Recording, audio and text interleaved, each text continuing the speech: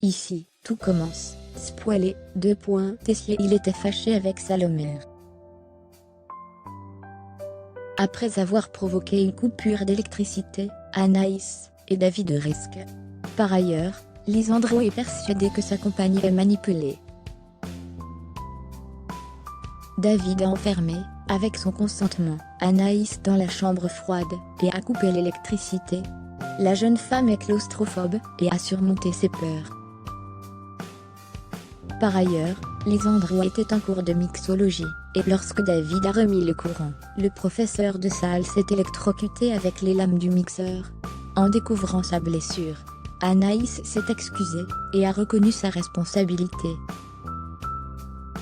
Lisandro lui annonce que Tessier et Antoine sont à la recherche de la personne qui a touché au compteur éclectique. Anaïs et David risquent l'exclusion. Le lendemain, David et Anaïs sont convoqués dans le bureau de Tessier. Les deux élèves font mine de ne pas connaître la raison de leur présence. Le directeur se montre ferme, et accuse les deux élèves d'être responsables de la coupure électrique de l'institut. Livio avait surpris les deux exprès du compteur électrique, et les a dénoncés. La compagne de Lisandro nie les faits et demande de connaître l'identité de la personne qui a révélé cela. Tessier s'emporte et estime qu'il ne doit pas rendre de compte à Anaïs. David défend son ex, et veut lui éviter des problèmes. De ce fait, il se dénonce et avoue avoir touché au tableau éclectique.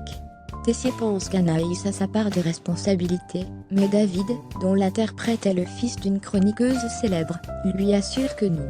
Le directeur laisse alors le bénéfice du doute à Anaïs. En revanche, David va devoir se justifier auprès de Tessier. Ce dernier pense qu'il voulait bécoter Anaïs dans le noir. L'élève de première année explique qu'il voulait rendre service. Il prétend que lors de son arrivée en cuisine, tout était éteint, et s'est dit qu'un fusible avait pété.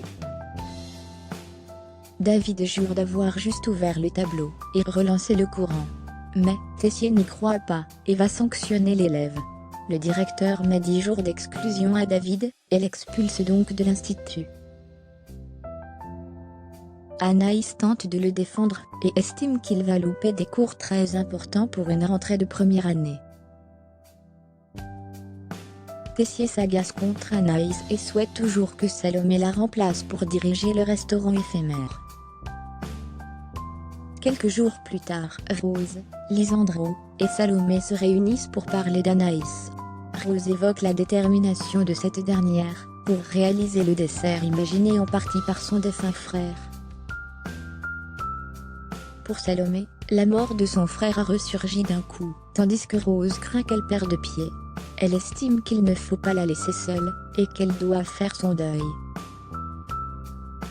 Lisandro est d'accord, mais ne sait pas comment l'aider, car elle ne parle plus à personne.